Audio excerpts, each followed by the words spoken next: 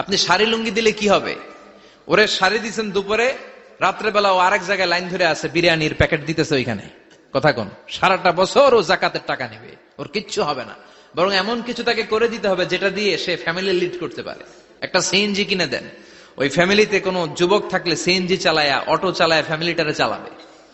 একটা টঙের দোকান করে দেন, চায়ের দোকান, চা বিক্রি করে ফ্যামিলিটারে চালাবে।